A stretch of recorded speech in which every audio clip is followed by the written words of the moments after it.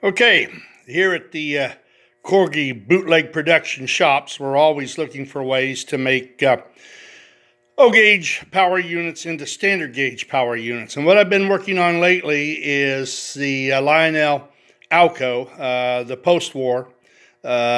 Usually comes in the 221, the Texas Special, something like that.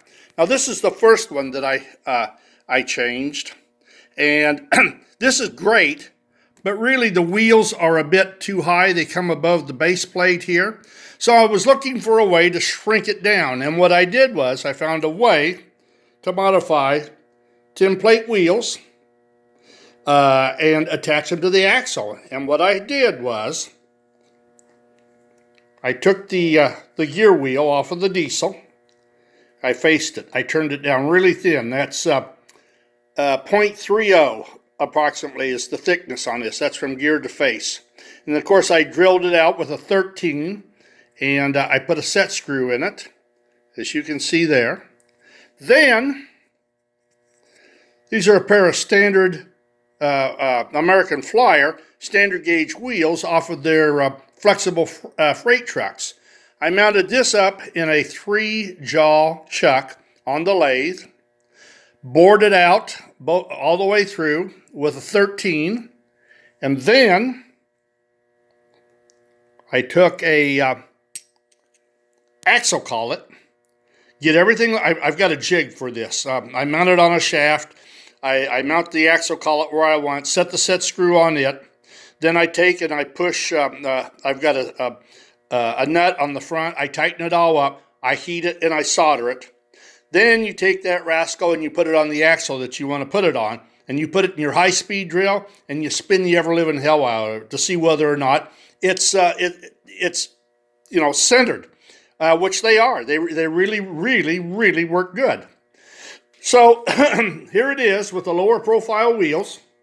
I got a jury rig system here so I can make it run. I don't have a pickup on it. I have modified a pickup for this. And this is what I've got. This is actually the desk cover that the worm gear sits in. Now I've got that is a 3/16 wide standoff in 440. Of course, it's too tall. I was wanting to see whether or not a 3/16 nut would fit between that that bearing holder for the motor for that worm gear, and because the quarter is too big. 3/16 will be perfect. I just don't have any 3/16 inch nuts. So, hopefully, the son of a gun will go all the way around without coming unhooked. It did while I was testing it, but of course when I want to tape it, it'll be a different situation. So here we go. And I guess it's not going to. So,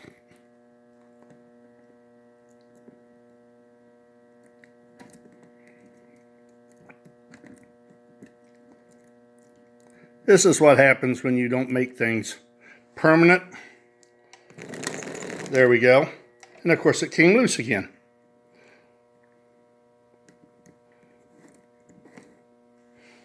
Stay there, you son of a buck.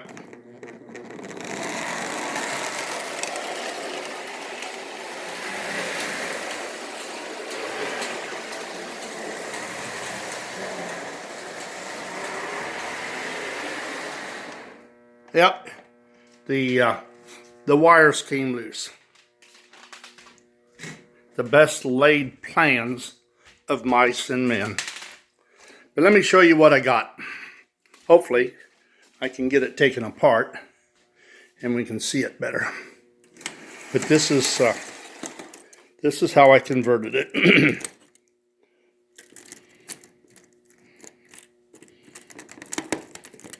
Okay. There we go. Let's get some light on it. So here you go. I turned down the drive wheels from the diesel, mounted them on that side, as you can see. I got collets. That's what axle collets. That's what I've soldered to the back of the wheel. Makes it everything nice and centered. And then because collets and a few other things, I had to space it with washers instead of using another collet, which is what I like to use. But I think I've got 5 washers that are size number 10s. They fit it perfectly. This thing really runs well, and I'm looking forward to using to building a superstructure around it.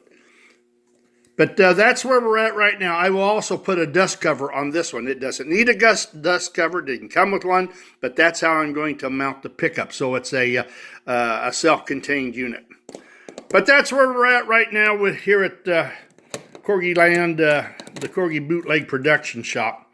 So stay tuned. I got more motors to convert, and I got to get a super